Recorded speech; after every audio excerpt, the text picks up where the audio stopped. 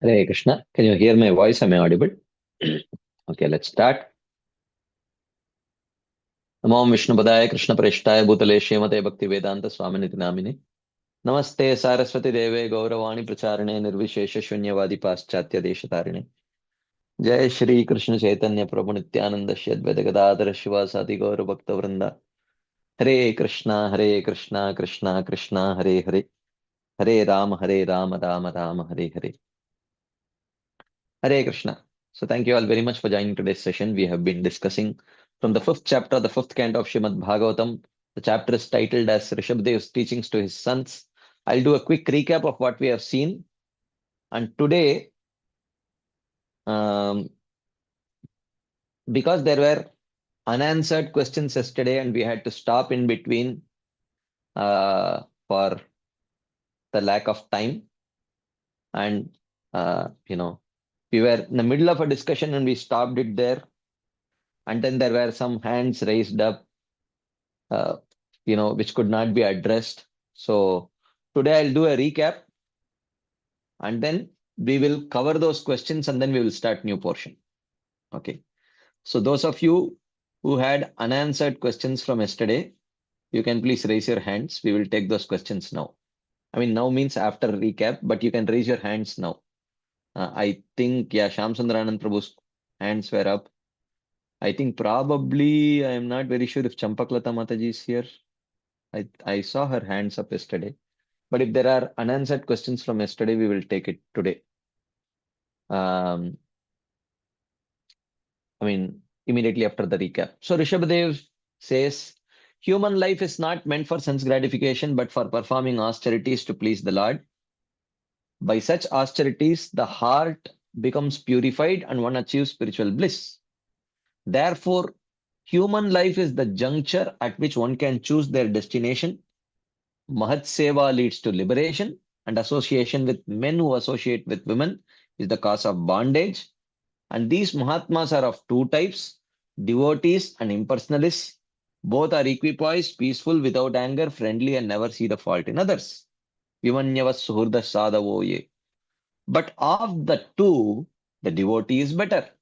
Their goal of life is prema, and they do not have any interest in Gramya Katha, and they remain in their houses simply to spend their money on glorifying the Lord. On the other hand, a person who is inattentive to bhakti becomes absorbed in sense gratification and thus engages in sin, by which he receives another body. And I do not consider such actions um, proper. न साधु मन्ये यत आत्मनोयम asan api kleshada asadeha. Okay. Then he continues um, that okay, if engaging in sinful activities is going to perpetrate my bondage, then I will engage in pious activities and achieve liberation. The answer is no. Hmm? No. Ah, it is not possible. The Jiva's door for liberation does not open until he starts inquiring about the Atman. As long as one remains on the platform of pious and sinful karma, the mind remains absorbed in actions, and by this the bondage to repeated bodies continues. So then the question arises, oh, so does it mean that one achieves liberation just by inquiry into Atma? The answer is no. That is just the beginning. The most important qualification is that he should develop a devotional attitude towards the Lord. Otherwise, there is no question of liberation just by the process of jnana. Now, what is the symptom of a person who is ready for liberation by accepting such a process? What are the symptoms of such a person? Such a person is convinced that any desire for sense gratification is utterly useless. If one has not reached this stage, then when he comes in touch with sense objects, forgetting his true nature, he attains a house meant for sexual pleasure and experiences extreme suffering. Then the question arises, oh, but there are so many kinds of pleasures. Why are you specifically mentioning about the pleasure of sex? This is because the relationship between a man and woman is double bondage. Even if one wants to give up, the other holds on. But attachment to other sense objects is one-sided. Further, this relationship with the opposite sex tremendously increases the feeling of aham mameti. Hmm. Then he continues.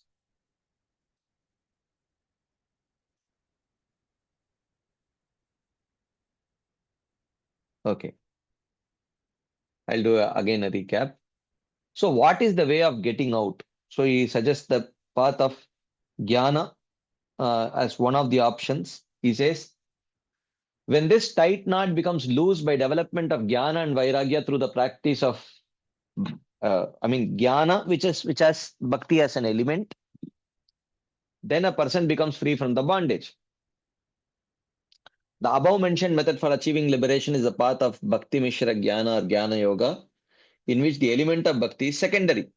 But better than this process are the paths of Jnana Mishra Bhakti and pure Bhakti, which are characterized by 25 limbs like devotion to Guru and tolerance of dualities. Uh, like that, etc. And there are many others mentioned. Uh, After one destroys the subtle body by the process of Jnana Mishra Bhakti, to progress further, he should give up that Jnana portion of his sadhana but retain the Bhakti portion. So we saw this elaborately, where there is Jnana Sannyas and all that. So you mentioned that the qualification for liberation is that one should be convinced of the futility of sense gratification. But what about people who want to enjoy sense gratification? What is the suitable path for them? Is it karma kanda? The answer is no, not at all. Any teacher of bhakti should never instruct such people on the path of karma kanda. It is like throwing a blind man in a well. So in this context only, we had this discussion of, as a devotee, when you see another person who has not received the faith in devotion, what would you recommend? Would you recommend him to practice karma? Because clearly the Shraddha for bhakti is not there. Would you recommend him for karma? The answer is, I told, whether as an individual or as a representative of an institution, because I know, I have myself not studied the Dharma Shastras. If you want to push, see, if any process you want to follow, the pramana has to be clear. Okay. You can't push a person into bhakti without giving him the pramana of bhakti, which is like, for us, it is Srimad Bhagavatam. Srimad Bhagavatam pramanam amalam prema pumarto mahan. Similarly, if you want to push a person in the path of karma, then you have to give him the pramana. Like you cannot say, okay, go and prepare for NEET or JEE exam, but don't give him the books. If he has to prepare, he has to get the books. So now, if you say, okay, okay, you don't have, I clearly see that this person does not have faith in bhakti yet. I will encourage him to perform karma. Then you have to encourage him to perform karma according to the pramanas. And the pramana is Dharma Shastras. But the fact is, how would you encourage him to uh, take up to the study of Dharma Shastras when you yourself have not studied it? How is it possible? And also, if if you recommend him to study the Dharma Shastras, then you are actually going to they may see that, oh, in in ISKCON they recommend Dharma Shastras also. Like that, that kind of a perception will develop. So, as I told, the best thing that we can do is, and also considering that in this day and age, the gradual path is almost, you know, it's not possible to follow properly. Okay. The systems have changed very much.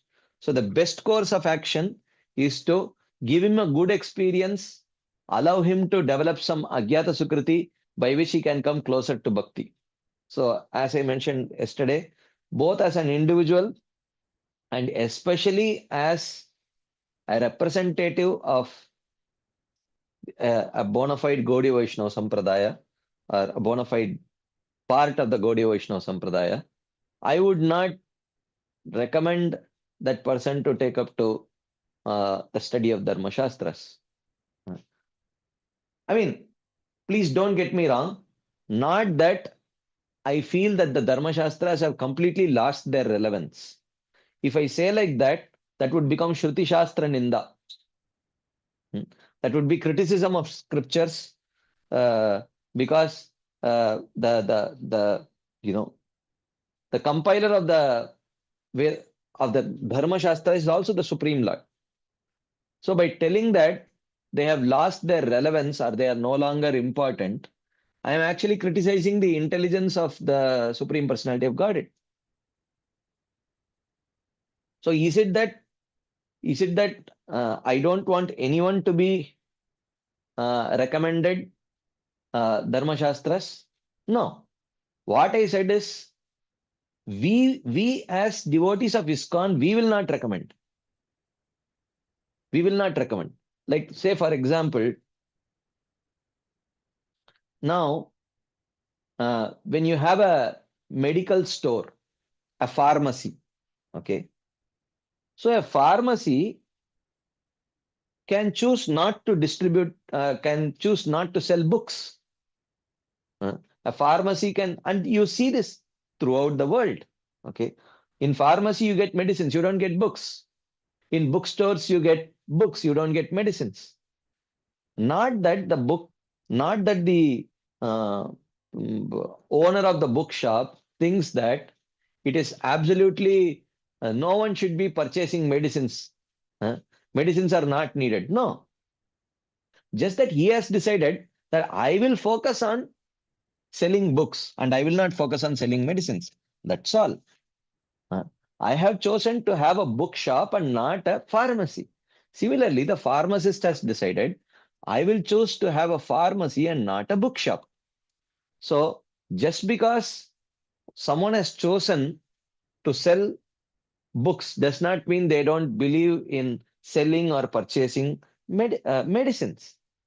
Similarly, this has to be very, very clear in our mind. We don't say that no one should recommend or study the Dharma Shastras. It is just that we will not do it. We will not do it. And ideally, we should not be doing it. This is my strong opinion. Okay. Because first thing, how can you recommend Dharma Shastras when you yourself has not studied? Now the question may arise, okay, if you are telling that I should not recommend it because I have not studied, then let me study and recommend it. Okay. You can do that if you have sufficient time to study Srila Prabhupada's books and our Acharya's writings, and if you still have extra time, you can study. Okay. But otherwise, where is the time? In Kali Yuga, Manda, Sumanda Matayo, Manda Bhagyahi Upadrutaha. So already the intelligence is less. And how you are going to, I mean, if you are very, very confident, very clearly, deeply rooted in the study of our Shastras, then it's okay. Otherwise, it's always a risk. Okay. Those who already have karma shraddha, those who already have karma shraddha, and they have studied the Dharma Shastras nicely, let them do that job. We will not do that job. We will not do that job. Okay. Similarly, we also had this discussion about, uh, in our Sampradaya, writing other books. Yeah, I mean, we can do that provided you ensure that a common follower clearly understands that the books like Mahabharat can have contradictory presentations which are contradictory to the conclusions of Srimad Bhagavatam, which is expected because Mahabharat is a Dharma Shastra, Bhagavatam is a Bhakti Shastra. The conclusions will not be in line because the audience is different. So unless you educate your audience very clearly why such discrepancies might occur and how you should take these things, to indiscriminately proliferate literatures which may not be, whose conclusion may not be exactly in line with the conclusions of Srimad Bhagavatam because of having a different audience, it will always create problem. It will always create problem. Okay. So we had a long discussion on this topic also. Then he says, why do you say that? So he says that Jiva is naturally inclined to enjoy. Hence, he comes in contact with the sense objects that the process of karma offers him, and he loses sight of his own benefit and becomes extremely lusty to enjoy it.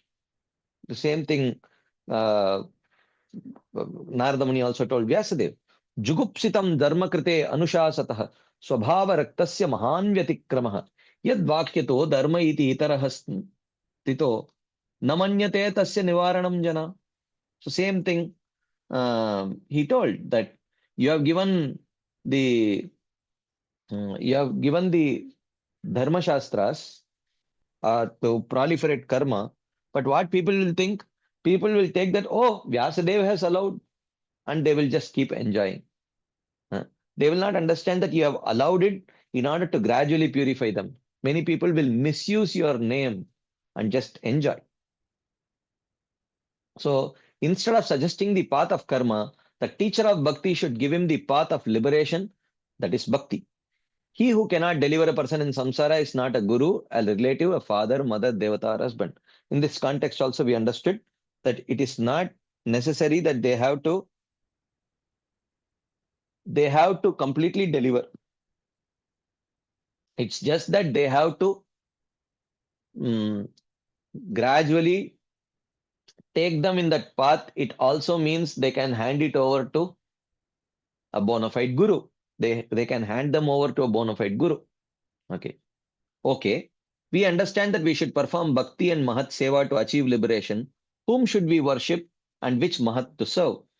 So Rishabhdev says, I am that supreme Lord whom you should worship, and my body is difficult to understand since it is spiritual, and I am attached to bhakti, and I reject what is opposite to bhakti. The mahat that you should all worship is Bharat Maharaj. By worshipping him, automatically my worship is accomplished, and also the protection of the citizens will also be accomplished. And then understanding that he is instructing the Kshatriyas, and he should give them some instruction. He has already given them instructions as Vaishnavas. Now he also gives them instructions as Kshatriyas. You should um, you should actually respect the Brahmanas. Okay. So he presents the hierarchy that, animals are better than plants, humans are better than animals, and superior to humans are the Gandharvas, and superior to them are Kinnaras, and so on. And finally, he says, I am superior even to Brahmaji, and the best of the Brahmanas are worshipped by me. Okay.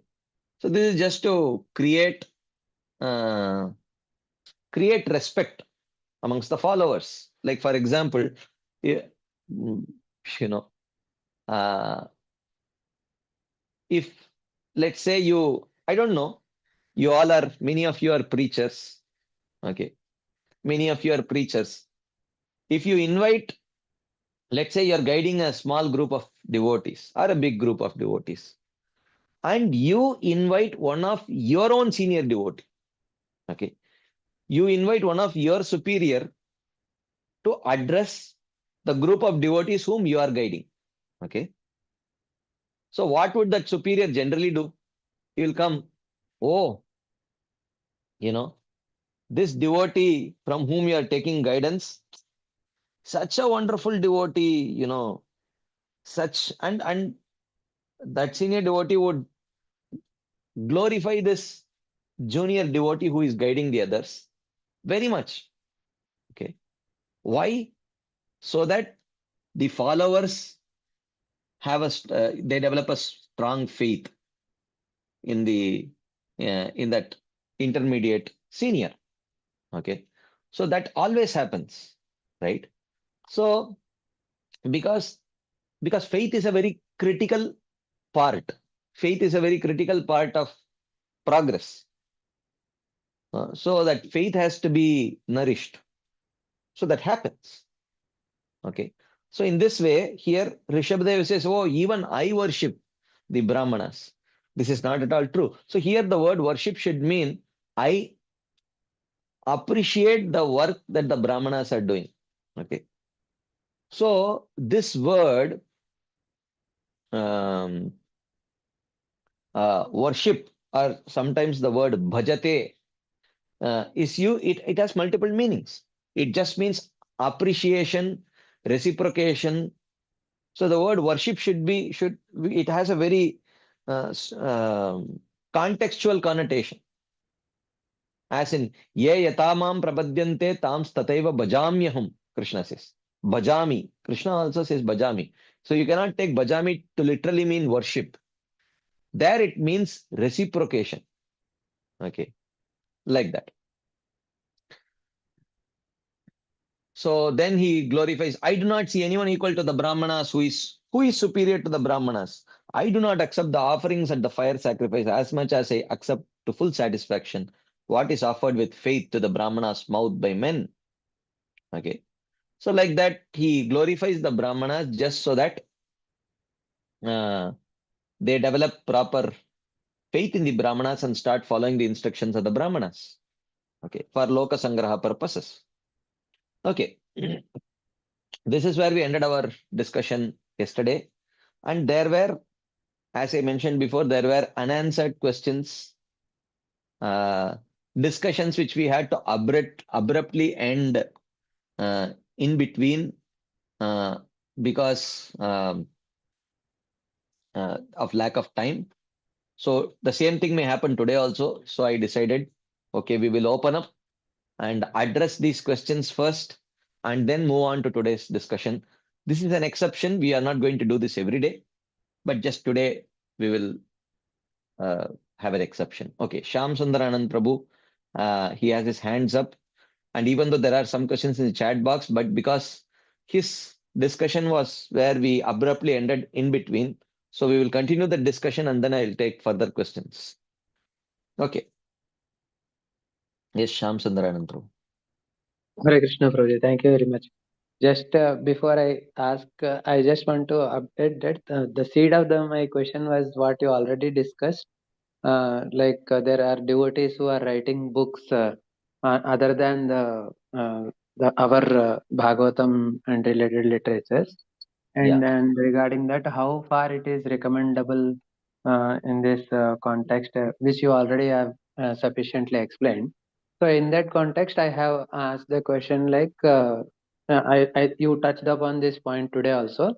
Like if someone is well read, right, and the audience is sufficiently informed, right, mhm, about what why it is written and why it is written and how it is written. So on that topic, I had a doubt yesterday, and then yeah, I asked this question. Like uh, our acharyas also are very widely read, and yeah, not only that they have written, read our Bhakti Shastras, but they have read all the other Dharma Shastras also, and yeah, then they have established the essence to be the Bhakti, which yeah, is for us to easy to follow, right? yeah, So yeah. in that context, like my question was like, are a certain section of devotees allowed to read the other dharma shastras and write books on them, so to say. I mean, if recommend, I mean, I don't know if it is recommended or not. That may not be the correct word, but are they allowed to read that first? And then how about guiding the people in that light? It's like we have contemporary examples, like there are devotees who are writing books other than Bhagavatam and Bhagavad Gita, right? Prabhupada only have written on Bhagavad Gita and Bhagavatam Mhm, mainly, and Chaitanya mhm. Charitamrita. But Yeah, Prabhupada did not write on Ramayana and other literature, which are yeah, also like authorized literature from yeah, from our tradition perspective, and yeah. So and it have From the our God. tradition means our I indicates mean, what? I mean, our means our Indian tradition, The right? the broader. Broader Indian society, right? Yeah. Yeah. Yeah. So and it makes relevance also because if because I am from South India, Yeah. until I came to ISKCON, Mm, I did not even know that mm, Bhagavatam has 12 cantos. mm, And all and there was only one small book in my childhood. I remember it was a pink mm, color cover, and mm, it was and probably it contained only Krishna's leelas, and it was a very small book. mm, Little did I know that there are so many other aspects which are discussed in Bhagavatam, mm. and of course Bhagavad Gita is a very widely accepted literature. Many traditions have you know commented on that. So that is no question, no question. But regarding Bhagavatam and Chaitanya Charitamrita, I never heard of. So Yeah. now taking that into account, if some devotees are writing books on Ramayana and other literature, which is very widely accepted in the Mm, greater Indian society, mm, and then trying to bring them to bhakti, mm, right?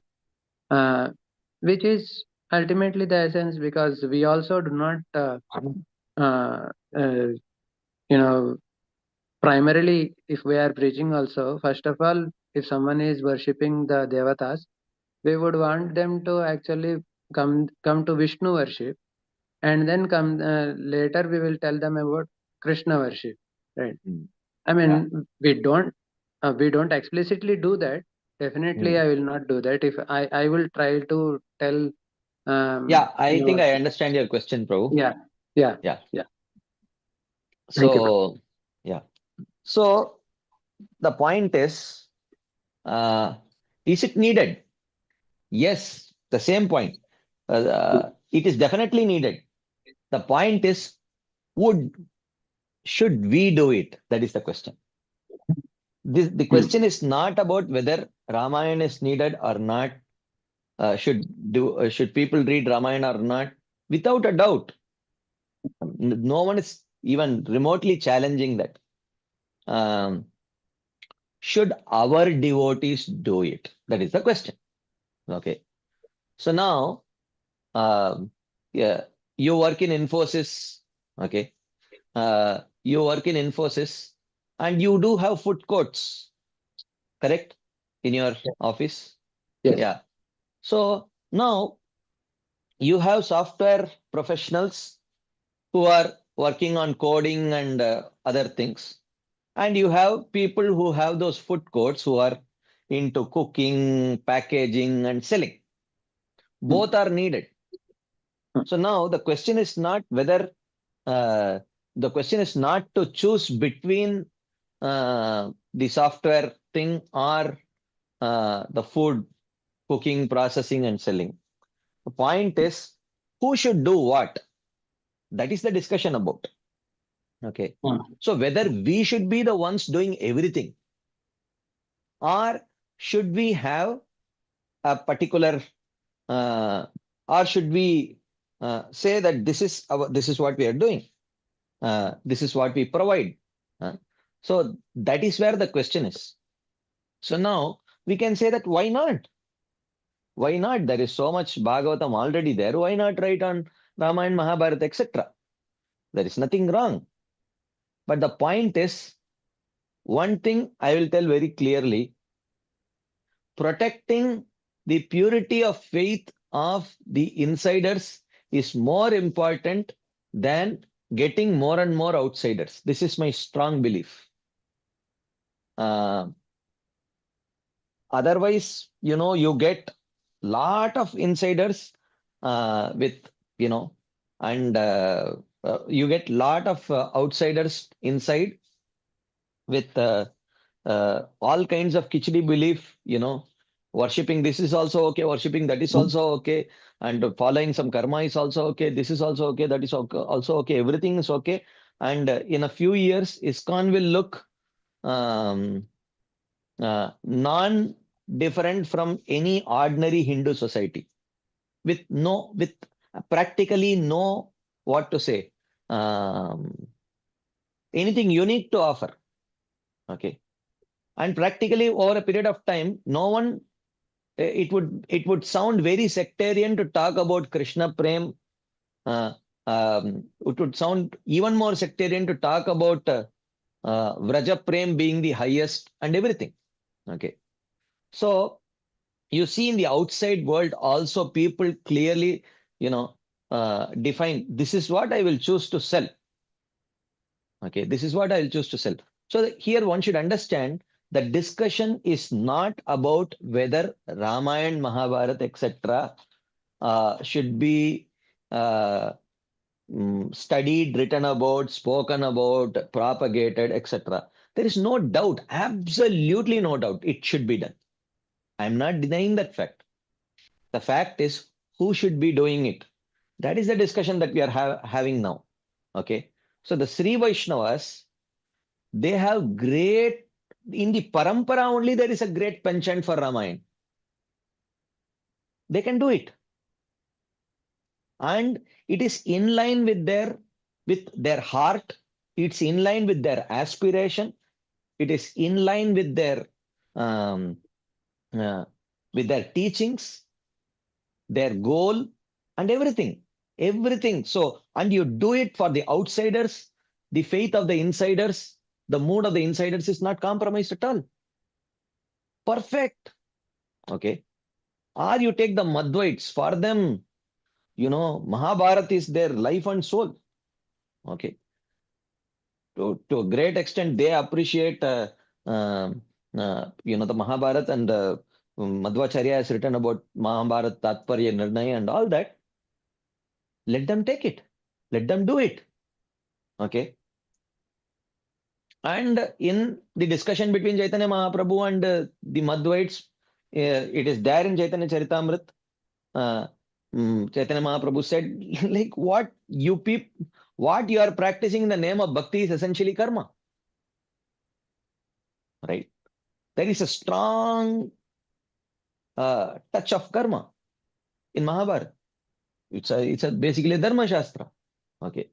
So we cannot, so while most people have, karma adhikar, is it needed to spread the teachings of Mahabharata? Absolutely yes. Without a doubt. Should we do it is the question that we are addressing right now. Now, if we do it, then already people, recently there was a survey made amongst all the, powerful ISKCON leaders who had spent more than 25, 30 years, uh, uh, about how much they have studied Srila Prabhupada's books. And the result of that survey was appalling, actually. It was practically shocking. The result was very shocking, actually. The fact is that people do not have time to read Srila Prabhupada's books also. Forget about reading something else. So now, coming to your question, can someone read within ISKCON? Yes, they can read. No problem. But can they write and publish? Follow the precedents. In our parampara, it's not like our acharyas could, what we could read and comprehend in 1 year, these acharyas could read and comprehend it 1,000 times better in probably 1 minute. That was their capacity of reading, comprehending, writing, everything. Still, they did not write. There is not a single Gaudiya Vaishnava commentary to Mahabharata. There is not a single Gaudiya Vaishnava commentary to Ramayana. There is not a single Gaudiya Vaishnava commentary to any of the Dharma Shastras. Zero. Not that they did not have time, but they identified what was needed to propagate the mission that Sri Chaitanya Mahaprabhu came to propagate. Very clear. It's not a question of time. You cannot say, Prabhupada might have told, if I would have had time, I would have done this, I would have done this. So that does not mean Prabhupada left anything incomplete. It is just that it is the mission. That is the mission. Okay. So it's not, you cannot say Jiva Goswami did not have time. He was such a prolific writer. Okay. In Banaras Hindu University, or where was that? There is a whole library of just Srila Jiva Goswami's books. He wrote so many commentaries on Srimad Bhagavatam. He could have at least reduced one of those commentaries and written a commentary on Mahabharata Ramayana. None. These are not incidental happenings. These are very conscious choices orchestrated by Krishna. And the eternal associates of Krishna, understanding the mood of Krishna, um, they are following in that footsteps. These are not incidental things. They understood what is needed to propagate Chaitanya Mahaprabhu's mission.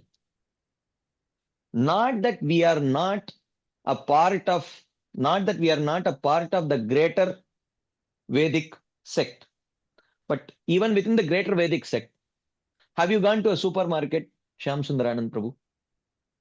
Yeah. In a supermarket, you will see a section on food, a section on books, a section on different things, okay, which are all under one roof of that bigger supermarket. Okay. You will not find eatables in the section on books. Everyone knows their section and everyone appreciates the other section. But at the same time, they stick to their section. Okay. So again, I will bring it back to the central point of our discussion. It is not a question of whether such books need to be studied and distributed and spoken about. That is not the discussion. Definitely needed. But the point is, should we be the people doing it? And if we are doing it, how are we going to protect the faith of the insiders? This is the most important thing. So, this is what I feel, that those people whose teachings, whose core teachings and the parampara ethos is filled with that rasa. For the Sri Vaishnavas, their parampara ethos is filled with the rasa of Ramayana. They feel from their heart. Just like in our parampara, every parampara acharya has given a commentary on Srimad Bhagavatam. In the Sri Vaishnava parampara, every parampara acharya has given a commentary on Ramayana. Let them do it. Let them do it. We don't want to make, in the name of, let's bring all the Hindu communities together, or at least the Vaishnava communities together. In the name of that, let us not lose the individuality of each sampradaya. Let us encourage each sampradaya to do their job while we stick to our job. This is my opinion on this.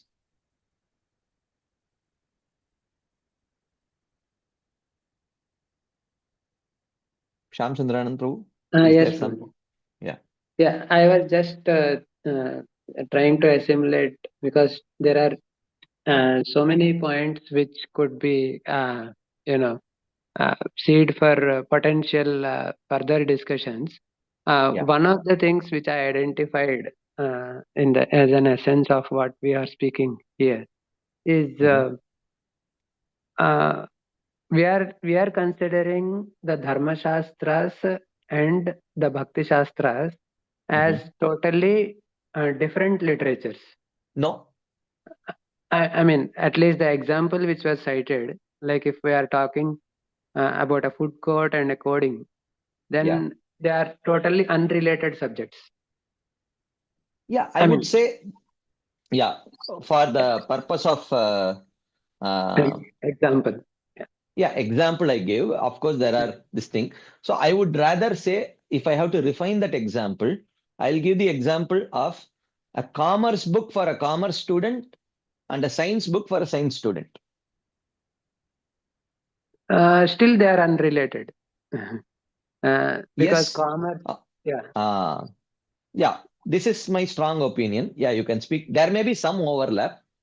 There may be some Uh, overlap, yeah, but the overlap is covered in the Bhakti Shastra also. yeah. Yeah, I'm agreeing in agreement with that. yeah, So the whole thing which I was trying to do is like, since you have brought that census also among the ISKCON leaders, uh, yeah. um, that also today's society, the way the people's mindset is, and the way the things are going on,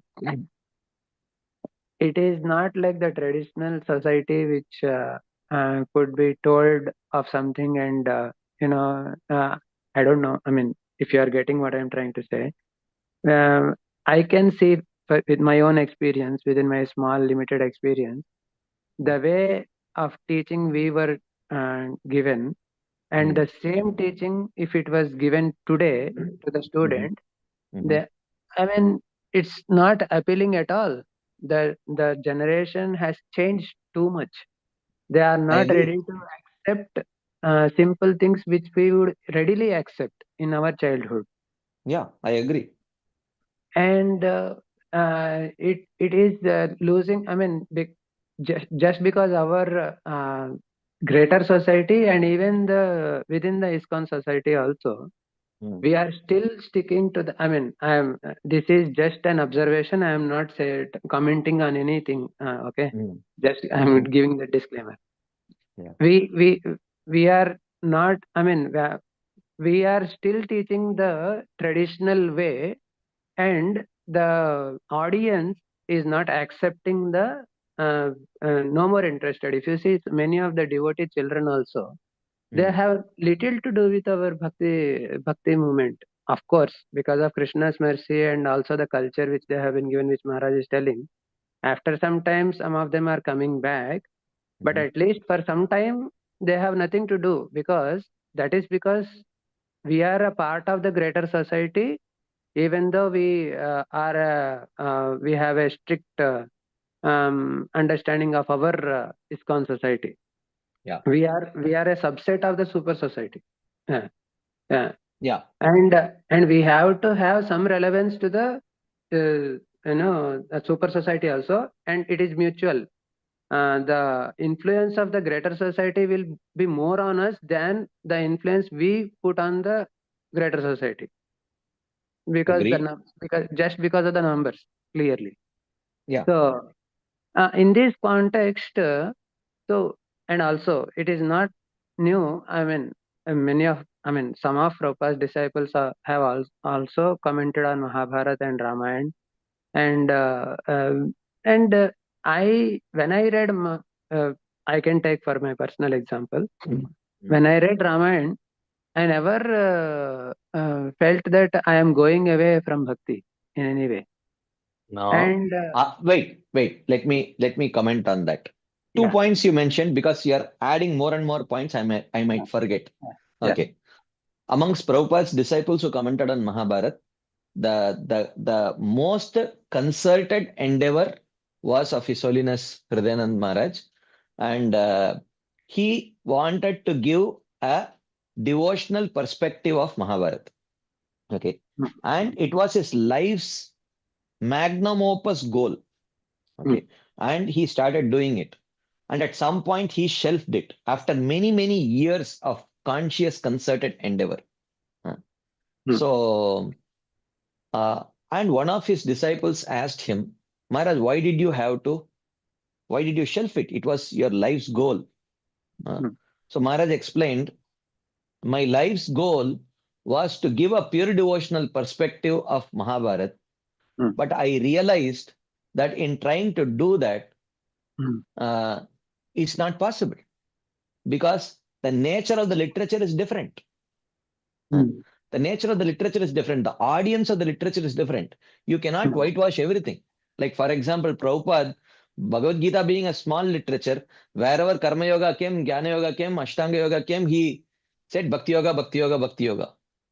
mm, Now, mm, how can you do it to a whole Mahabharata with so many pastimes? mm, It's not possible. mm. So understand that it's for a different audience.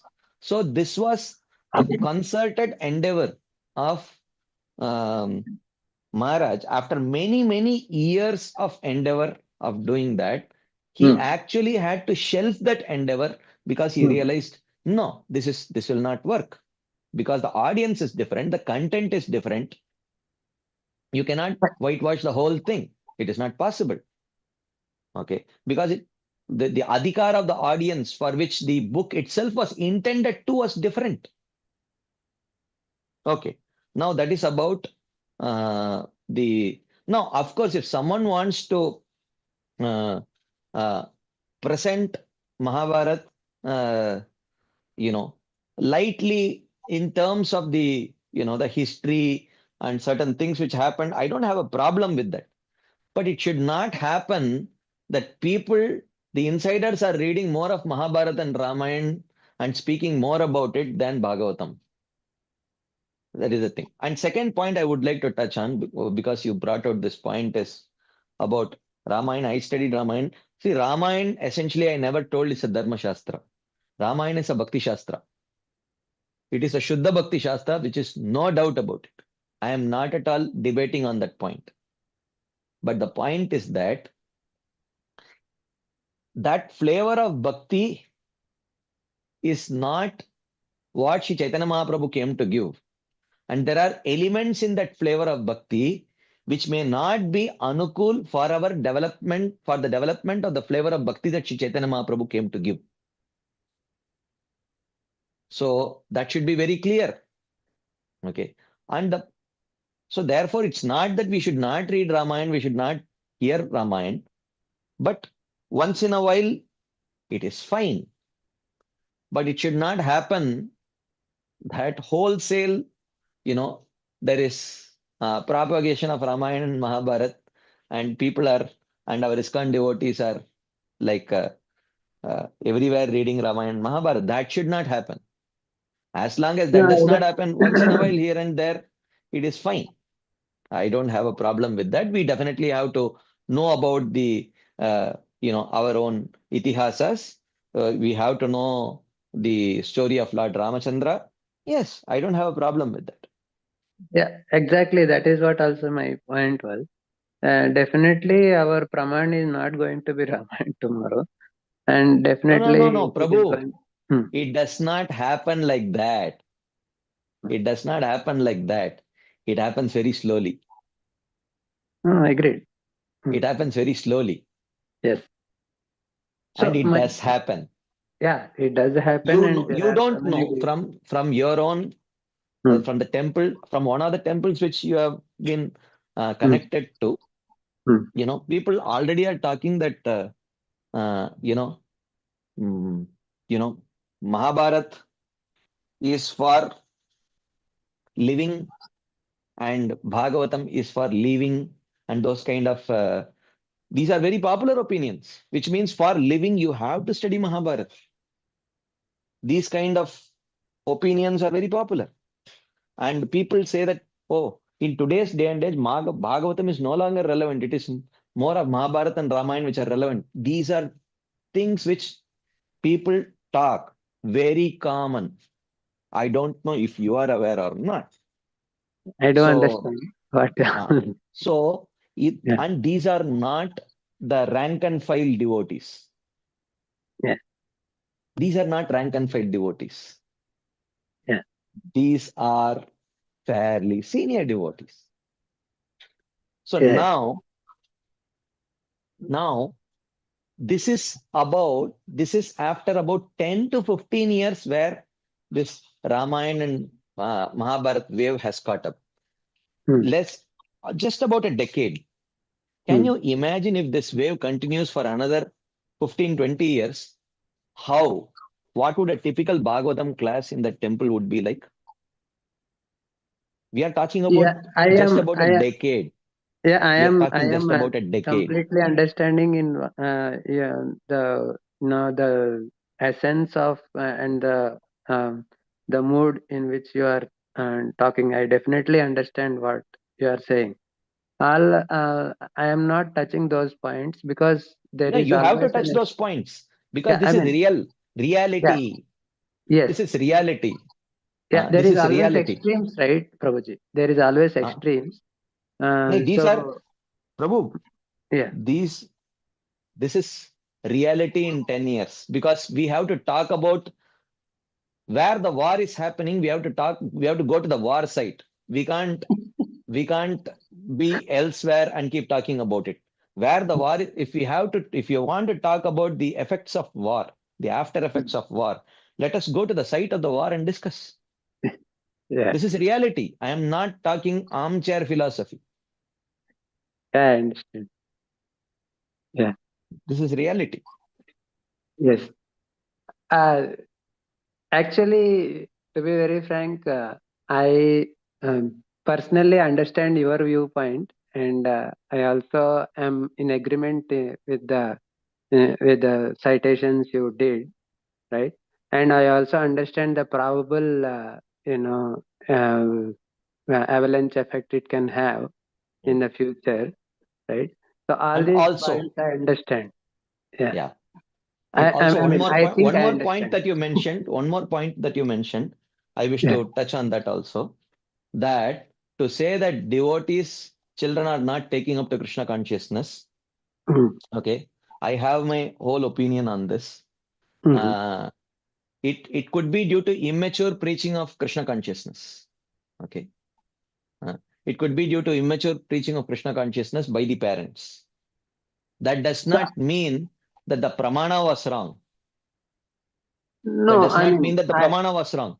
Okay. So immature preaching of Bhagavatam by immature devotees leading to improper results does not mean that the pramana was wrong. It just means that the preaching was immature. That's all. So now, what is the solution for that? The solution is that teach them how to maturely preach the teachings of Bhagavatam, and you wait and watch the effect that it has. There are people, uh, uh, there are there are stellar examples of devotees whose children took up to wonderful Krishna consciousness due to mature preaching. But if you keep the preacher immature and just change the book from from Bhagavatam to Mahabharat, do you think that it will have a very extraordinary effect and all the children will be extraordinarily dharmic people and very this thing? Do you think it will happen like that? Prabhu, I think in this aspect, I would not either whitewash this or whitewash that. Uh, but all I wanted to, you know, say is like, um, it's not necessarily, I don't say that there is something is lacking in Bhagavatam and all. And I don't say that I also can't say that that I I do agree that there are examples, many examples of immature preaching, and we have burnt hands and all, that I do agree.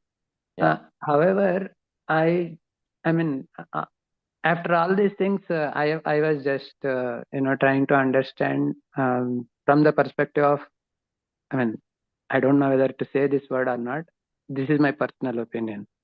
yeah.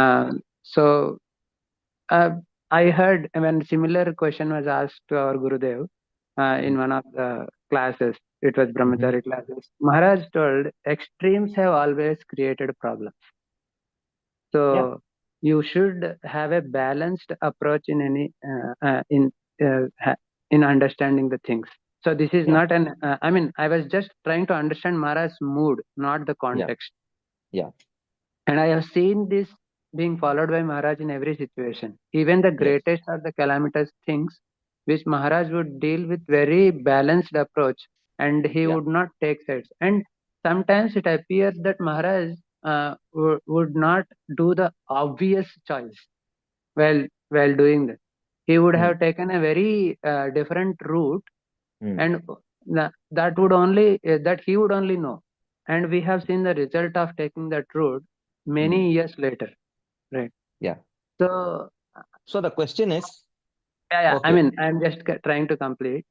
yeah, So those devotees who are talking about these aspects of literature or whatever, they, I mean, I know that there could be some further discussion on this, but they are doing it, and I mean, at least I don't know if I would say this correct, in agreement, or at least in a proper information to Maharaj. And if Maharaj is tolerating that, that means that means there could be some other reason for the tolerance, right? So why is Yeah, it that Gurudev is not opposing this? If that was and I can say for my understanding that Maharaj is totally uh, very faithful to the parampara. Not even one thing he would do which Prabhupada has not done or wanted to do, right? correct. Yeah, So if Maharaj is not opposing this, I don't say if yeah. he is agreeing or not agreeing, that I won't Mm, ask. But mm, if Maharaj is at least tolerating it, that means mm. there could be something in his mind, right? Yeah. Okay. So I agree. So here we are talking about approach Mm, and not the conclusion, mm, right? Here we are talking about approach. Okay. So here we are not discussing Siddhanta, we are discussing Sadachar. ah, As long as that is clear, we mm, should not mix Siddhanta and Sadachar, even though they are connected, but they are mm, different, right? correct. So Yes. Sadachar is how do you approach? Mm, Siddhanta is what is to be done, what is not to be done. So now, where does Sadachar come in? When mm, something is done which is not supposed to be done, how do you approach it? That is Sadachar. mm, Okay. But what is to be done, what is not to be done, that is mm, Siddhanta. mm, Correct? mm. So are we discussing now Sadachar or Siddhanta? I am talking about, we are talking Siddhanta right now. Yeah. Right now we are talking Siddhanta. Now Mm, Sadachar, I mean, mm, interestingly, I am mm, very surprised mm. that you use the word tolerate rather than allow. Can you explain why you use the word tolerate rather than allow? Because these two have very different connotations. Ah, Tolerate, accept on one end is to be encourage, very frank, to be very frank, encourage. I did not have so much thought in that before I used that word. Yeah. But So see, there is one thing is encouraging, mm, then comes accepting, mm, then comes allowing, mm, then comes tolerating, mm, then comes rejecting. mm, So you kind of use the word tolerate. Anyways, so but the point is, I would see this has been see this I would see it more in terms of Maharaj Sadachar rather than Siddhanta.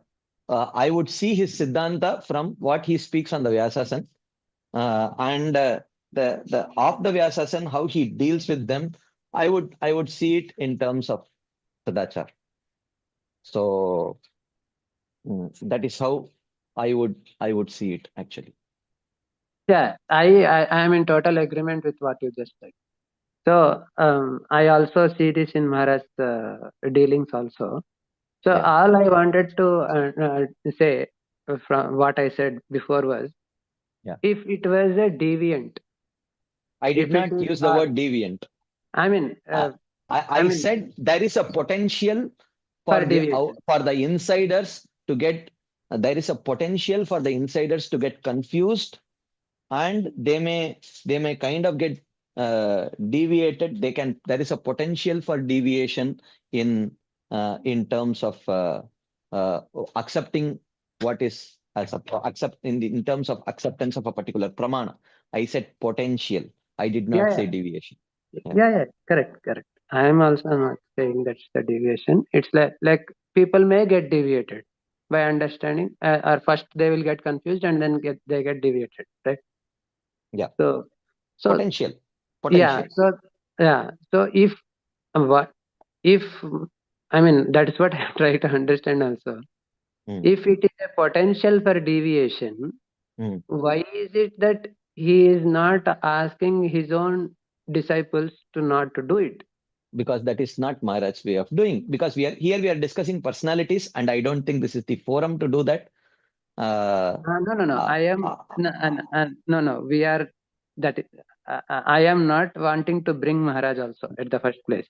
yeah. No, so the point is All that I is. was trying to do is like yesterday also when I was talking about it. If our acharyas were have read and they have written on our conclusions as Bhakti Shastras and from all the Nana Shastra Vicharana, I said. So they have established Bhakti as the essence, right? Yeah. So in that viewpoint, is there if there is, uh, I mean, it's a perennial thing we discussed. Like there Yeah. could be few devotees who are Yeah. well read and they can establish the bhakti shastras, I mean the essence of bhakti by different means, right? Now coincidentally in the examples from our previous acharyas, none of them have commented on Ramayana and Mahabharata, Yeah. right? So Yeah. does that mean that no one in the future should? Okay. As Like long as it's an acharya, if we say as long that as it is an acharya, we no, agree. that is what I'm trying to say. If we say that, are Hmm. we also not following the route of Abrahamic? How many years have you studied the Abrahamic religions, Prabhu, No, diligently? I did not. I did Okay. not. What you see as Abrahamic religion is what you hear from here and there little bit. That's all, isn't it? Correct. Let Exactly. us not comment on that. That's not a very educated way of Mm. this thing. Okay, let's not do Oh, that. okay. Okay. Mm. So let's not take examples because there can be proper representations and improper representations. Okay. Okay. Just like if you catch a Hindu going in the street and ask him about what Hinduism stands for, his answer cannot be accepted as, uh, the essence of what the whole Vedic gamut stands for. Okay. Exactly. So we cannot take, let us not compare religions. Mm. That is not our expertise also. So ideally, we should not be doing that. Okay. So I would say, My whole point is not to bring in any religion here. My point is to have to not to go into a fanatic way of approaching. That is, no, I mean, I'm not telling fanatic. I am just telling uh,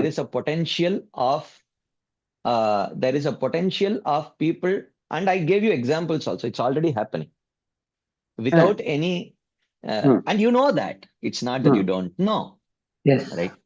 Yeah. So, so your laugh says it all. So, uh, so so it's not that something which I am telling which has absolutely no precedence. The immediate precedence is there to be seen. So now, uh, how a particular leader, a spiritual leader, an empowered spiritual leader, bona fide spiritual leader approaches this problem, uh, that is, what happens within closed doors and what happens in personal interactions and what happens in a public place, those we do not know. In public place, we know. What happens in closed doors, we do not know. Mm. So, anyways, is this an extreme approach? Yes, I think everyone, I would say, yeah, I do feel in an extreme way in this particular case. I agree with that point, you know. Uh, but that's because of the concern uh, that I see of as what is already happening. Yeah. Um, and the kind of things that people are talking. Yeah, ये कौन सा जमाना में है प्रभु जी? आज का Mm. जमाने में, what you need to teach, Bhagavatam, uh, it should be actually this literatures. Anyways, so the point is that, see, from kind of, now the approach. Now, how do we approach this is a whole different discussion. Okay. But the point is, at least we should understand it is not very incidental that in our parampara till now, None of these stalwart acharyas have commented. So the point is that we have to understand that Chaitanya Mahaprabhu did not just come to give bhakti. He did not just come to give Shuddha bhakti. He did not just come to give Krishna bhakti. He did not just come to give Vraja Krishna bhakti. He came to give something much more specific than that. Okay. Yeah. So for that, what is uh, what works for that? Those literatures only have been diligently commented upon, you know, and elaborated upon, spoken about. Uh, that's what has been done. So this is not a very incidental thing. This is a very conscious choice of literatures that they have chosen to comment upon, and you cannot ascribe lack of time as the reason that the other literatures have not been done. So having said that, again, I will bring the discussion to the beginning of what we discussed. The question is not about whether these literatures should be encouraged. Actually, the question is whether we should be the ones doing it. That is the point that we are again bringing back to the same point. If I see Sri Vaishnava who is very diligently spreading the message of Ramayana, I will do my best to support him. I will do my best to support him. In the same way, if I see a Madhva uh, uh, trying to spread the message of Mahabharata to the greater world, I will do my best to support him. At least I will speak a few words of encouragement, encouraging him to pursue it with full gusto. I will Mm. definitely do it, and I promise that. Mm. But the question is whether we, Mm. as a particular parampara within the greater gamut, whether we should be doing it. That is the discussion that we are having right now. So I wish to just uh, bring back the discussion to that point, whether it should be us. That is the question. So I feel we can we can encourage our brothers. Mm. Okay, we can encourage our brothers to do it because they have it in their heart and soul and their veins of their Siddhanta and their teaching. Their acharyas have felt and shed gallons of tears, hearing and feeling for these pastimes. So Mm. it would come with a powerful uh, force. When they do it, let them do it, and they should do it, and we should encourage them to do it. The question is whether we should be the ones doing it. That is where the discussion point is. Yes. Thank you so much, Prachi. Hare Krishna. Thank you very much for having taking this discussion forward. Thank you. I mean, I know that what is the essence you are trying to convey. Just I was clarifying here and there. I was completely sure at the beginning also what is you are trying to convey. Thank you so much, bro. Hare Krishna. Thank you. Yes, Sachi Pranto. Hare Krishna Prabhuji, Dandasana Prabhuji. Dandat Pro. Prabhuji, Shyam Sundaram, those question, na, actually, Mhm. in one, what I want to ask you the question is, our movement is a preaching movement, Prabhuji, na? We are supposed to preach. Yeah. Our Goswamis, like our six Goswamis and further Goswamis also, I Mhm. never seen that they are actively going and preaching, except They Srila never did. Prabhupada. No, they did studies on Shastras and given us the whole conclusion of the Shastras. Yeah. But the They what they were doing is they were generating the preaching material for us. correct, Pujji, yes. Yeah. So what I'm understanding from the views, like if I read the Bhakti Siddhanta Saraswati Thakur's whole biography, Mhm. there are many exceptions he did, many Mhm. exceptions. Mm. Like he was feeding the non-veg to the Britishers. Yeah. So the reason behind is not to feed the non-veg and should be a culture in our movement, Mhm. but actually he wanted to they should allow the preaching movement to flourish. This was the Correct. reason behind that. Correct. So the for preaching, actually there are two different perspectives where Sham Sundaran Prabhu was trying, and because your chastity to our Gaudiya Vaishnava Sampradaya is so much, and we can understand, feel from the way you are answering, and We are fully convinced. There is no doubt. After so many years, we are hearing you. There is no doubt a thing that you will deviate from the our Gaudiya Vaishnava Siddhanta and conclusions and chastity towards our own sampradaya. And the problem what here is when you go for a preaching movement, like Mhm. Sankirtan movement or preaching movement, many Yes. people like they are in the not in even LKG, UKG as per the our Shastric understanding, Yeah. not in that level also. Hmm. So when we try to preach, actually, they are not able to perceive what we are going to preach them basically. Correct. So Correct. if we use tools, basically, I'm asking, I'm not saying you preach and actively preach for Ramayana, actively preach for Mahabharata, you study book, preach book, write books. No.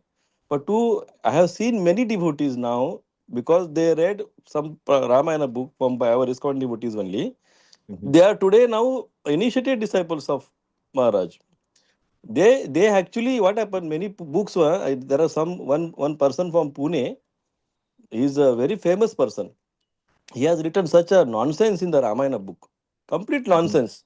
Hmm. I will also happy if Sri Vaishnava was writing Ramayana and I will be also supporting them. But people, everyone other is writing the Ramayana, which is nonsense content. And most of the people get attracted to such nonsense book because they are kept in the airports, many of the lounges, Prabhuji. And I agree. they so these books now have been read and they completely get diverted. And whenever try to preach I our own agree, Prabhu. philosophy, I our own philosophy, agree. yeah. I So agree what am I that understanding for a preaching tool as a preaching tool? I'm again asking I'm not saying so to they should return. let me ask you a small question, Prabhu. Yeah. When Prabhupada preached, were everyone uh, perfectly situated in bhakti and he preached only to those people? No, no, no. When Prabhupada, Prabhuji, I heard morning only heard a Prabhupada lecture Yeah. about Sanatan Goswami giving bribe. There is a lecture at the NOD. He is discussing with his own disciples in the Yeah. Radha Damodar temple. Yeah. I was hearing his class, and he says, "Ki Yeah. people may say that why Sanatan Goswami given bribe." Hmm. So he was elaborately explaining that point, and Yeah. in the last point he say, No, I agree, Prabhu. I am not he denying what the he fact. mentioned, Srila I, Prabhupada has not did, that's fine. see, But again, Prabhupada one thing never said that his followers not to do and attract people for preaching. Because the I, age is when did changing, I Prabhu. say, Prabhu? When did I say? I did not say. We are not, Prabhu, you are again the same thing. I'm bringing back to what we are discussing because there is a slight No, no, I misunderstanding. understood. I What am I not talking about, Prabhu, I am not talking about preaching techniques. Ah, Please don't get me wrong. I am not talking about preaching techniques. I am, there are many people who are against indirect means of preaching. correct, correct, Okay. correct. Within ISKCON. I am so much pro for it. I am, Yeah. I very much agree, that Mm, there should be indirect means. And according to the understanding of Bhakti, it is mm, in one sense what Srila Bhaktisiddhanta Saraswati Thakur did is not something very mind-boggling and that it should just burst your head off. No, it's mm, not like that. It is not against the principles of Bhakti Siddhanta. correct. It is very much in line because they are meat eaters. Okay. Yeah. So, yeah, or for that matter, Sanatan. So here we are not discussing preaching techniques, bro. Please don't get me wrong. No, no. Actually, You some know, devotees who are writing the books, na Prabhuji, I asked basically. Basically, I yeah. asked them. Basically, the question is I see. why they are writing despite I of having their agree. own. Yeah. I agree. But the point is that see, I am just addressing how it will affect the insiders. That's the only point. So, Ah, there definitely, has to be something definitely. which has to protect the insiders and Yeah. educate them to whom these books are being written, Correct. how the insider should take these books. That make it clear. Correct, correct. I agree. I That is agree the with point this. I'm trying to make. Actually, I am actually, we not. have to boil the milk inside for insiders, but for adding the milk, boil the milk for the insiders is very important because we have already chosen the path of Gaudiya Vaishnava Sampradaya. But for Yeah. people who are outside outside the dairy of our ISKCON dairy, when Yeah. the milk has to be added, you are thinking it became diluted. But the problem is they have the different taste and they have different No, that's okay. That's choices. why I'm saying. That's why I'm telling. If Yeah, if the Sri Vaishnavites are writing and spreading the message of Ramayana, Yeah, I will yeah. support them in all ways. Correct, correct. That's the point. Thank you, Prabhu. Hare Krishna. Shiv Kumar Prabhu. Hare Krishna, Prabhu. Prabhu. Then So, Prabhu, on the same topic, Prabhu, I come from a different background, Prabhu. Maybe I'm wrong. Wrong as in, maybe my context is unique. I'm just trying to understand this topic. From my experience, Prabhu, I feel the reason why there is this lingering of this topic of dharma or karma yoga in the mind is I do not have a stable environment to practice bhakti, and I attribute the challenges to the lack of the content in the bhakti scriptures to lead a peaceful life, stable life, in order to practice bhakti. And that's how I look at it, Prabhu. Not so in terms of, not so more of preaching or sharing bhakti with others, more in terms of my own position itself in the practice. And so I feel the need that, like to the same point, Prabhu, the other topic also that we discussed, the primary qualities and secondary qualities of devotees. I completely appreciate the Siddhanta and I value it for the very reason why I am still continuing bhakti. But my life is dependent on secondary qualities, Prabhu. I cannot just, pretend to transcend, to pretend to have transcended the secondary qualities or the dharmic way of life to kind of practice pure bhakti, Prabhu, is what I see. Yeah, I mean, I'm not denying that point at all.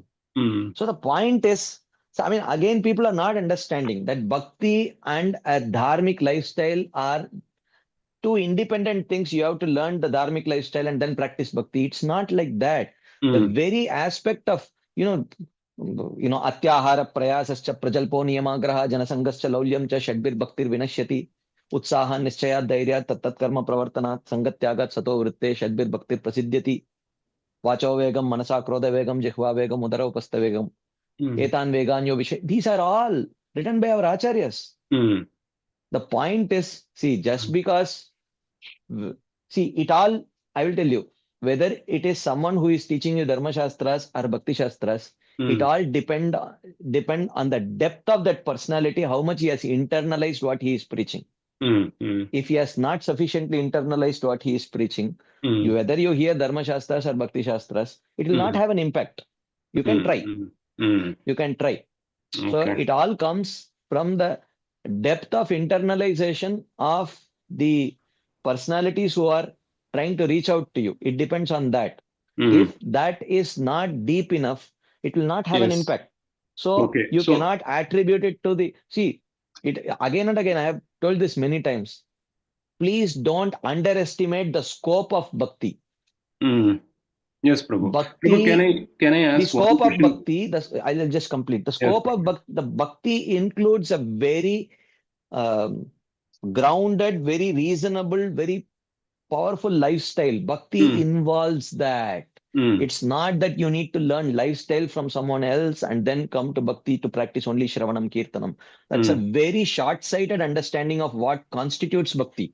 So the problem is people present bhakti as if it involves only, spiritual principles and not principles about how you live. That is why people start talking, the bhakti or, Bhagavatam is only for living, but for living you need other things. Why these come? Where do these kind of arguments or presentations come from? It actually comes because of a non-holistic presentation of the whole process of bhakti, which actually backfires. But the problem is that if you just change the book and keep the same preacher, he will present a non-holistic understanding of the Dharma Shastra also. So that will also create problems. So the point that I'm trying to communicate is just replacing the books will not do the job. The individual has to go deeper and internalize the process properly and present a holistic understanding of the process. If that does not happen, whether you preach Dharma Shastras or Bhakti Shastras, everything will create problems.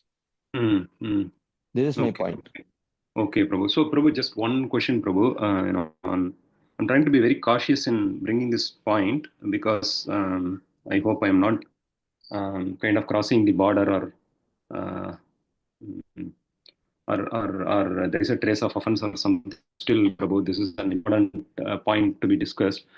Even Prabhupada's teaching itself, let's take Prabhu, Prabhupada's teaching itself, when Prabhupada says, of at least of the lectures and of the purports, if I see, the point that Prabhupada repeats, see, Arjuna is reluctant to kill his guru and grandfather, and because he thinks in the context of mundane dharma. Yeah. But Krishna says you have to kill them because I am telling you to kill them. Not and in that sense it becomes transcendental. It transcends the mundane dharma. So somehow does this not have a risk of implanting that we can transcend, we can not transcend, we can transgress the dharmic principles because it's, if as far as it is okay for pleasing Krishna. Does this not have a risk of implanting such an thought in the mind, and that kind of prevails in our day-to-day activities, or the approach that we look at bhakti itself and things like that? It can potentially, if those people who have not properly internalized the overall teachings, if they pull out just statements from here and there and not present Srila Prabhupada's teachings in a holistic way, it can happen, and that can happen with any book. You think that cannot happen with the Dharma Shastras? That can happen with the Dharma Shastras also. If people who do not understand the holistic understanding of those literature, if they take one or two statements here and there from either the direct text or the commentary, it can cause havoc. Don't you see this happening when people in the the atheistic people are pulling out statements from the Manu Samhita and presenting that, see what kind of a animalistic beastly society this kind, see the discrimination and all that. So this is the problem when someone with a wrong intention or maybe the right intention but very immature and pulling out the non-essential details out of the whole discussion and presenting, it can create this problem. So again and again, I'm bringing out the same point. So you can show me any commentary. This is an open challenge. With all humility, I'm telling you, you can present any commentary on any literature by any acharya. I can pull out statements that can create havoc. Now the point is whether the person who is presenting or reading is mature enough. Yes, Prabhu. So you read the whole purport or a series of purports behind and after, then you will understand the whole context of the whole thing. Okay. That is why Srila Jiva Goswami says, Purva apara anurodena konvarto abhimato bhavet iti adyam uhanam tarkaha shushka tarkam tu varjayet. He says, what is proper logic? What is proper shastric logic? It means read what was given before, read what was given later, understand the context, understand who is speaking, to whom he is speaking, what is he trying to convey, understand the context very clearly, and then try to understand the statement based on all of that. So and this is not just for the bhakti scriptures, this is true for all scriptures. So if someone is not following these principles, any statement can be misunderstood. That's the point. Yes, Prabhu. Yes, Prabhu. Okay. Thank you. Thank you so much. Hare. Radha Pramod Prabhu. Hare Krishna, bro. Yes, bro. Actually, this is how the Bhagavatam starts only, bro. Narada Muni is telling Vayasam Tirtha. This is the the literature other than Bhagavatam. He is considering it is the the pilgrim page for ravens. So he's telling, directly criticizing Vyasadeva for writing all these things. And now we are discussing that why we should write or not. Array, that is the point for Bhagavatam to appear. Narada Muni was so upset with Vyasadeva for writing all these things. And now we are telling we'll comment on it. Now it's so ridiculous. I know he's telling what Narada is telling Vyasadeva is, array, by logic you cannot understand, Lord. And all these literatures which you have written are you are using Krishna as a means to achieve your goals as dharma, artha, kama, moksha. That is not the way. So these literatures are to people are using Krishna to achieve their goal of dharma, artha, kama, moksha. So that is not the way. Bhagavatam is completely dharma projita kaitava. And again, you are trying to use the same literature to bring people and all these things. It is not an extreme stand. Narada Muni's stand, if we are telling if we are extreme stand, then what is Narada Muni's stand? He is extreme. No, he's actually telling that this won't work otherwise. This is the only way it works is only Bhagavatam works. You may have bring people with different means to the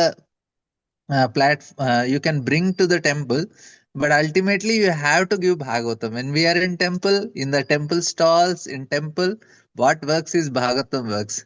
Other things you can sell, you can write, you can put in the airports, you can put in all the public stores wherever books are sold, you can write and put them there. When it comes to temple, it should be pure literature. It should be Bhagavatam only. Otherwise, it won't work. This is not our fanatic stand. This is Narada Muni's fanatic stand. So, if we are telling we are fanatic, then what is Narada Muni? He is ultra fanatic then. So, fanatic X. So, he is very clear about it. It won't work otherwise. A devotee should be very clear with this. He is chastising Vyasdev publicly, and Vyasdev without any shame, he's writing it also publicly. See, I got so much chastisement for writing all these things, so forget about it. Don't even think of going in that direction. Yeah, very nice point, Prabhu. Thank you. Thank you very much for sharing. So, yeah, this is very correct. But of course, we do understand that it's not that Narada Muni felt it will not work. Of course, there is a context to it because he wanted Bhagavatam, a literature which is exclusively glorifying the Supreme Personality of Godhead. That was the main purpose of it. But that does not mean that the Dharma Shastras won't work. The or the Jnana Shastras don't work. They will definitely work on those people. But the whole context was, what have you written for exclusively glorifying Krishna and exclusively promoting the path of Shuddha Bhakti? So because there was no literature which was so exclusivistic, therefore, uh, he spoke like that. Otherwise, of course, we don't want to, we want to understand that also in the complete context. Yes, Radha Pramod Prabhu.